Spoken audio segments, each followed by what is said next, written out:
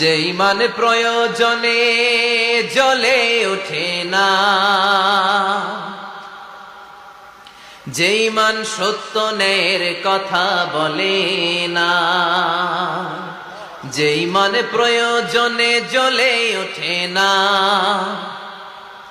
যে ইমান সত্য ন্যায়ের কথা বলে না, যে ইমান বাস্তবে নাই,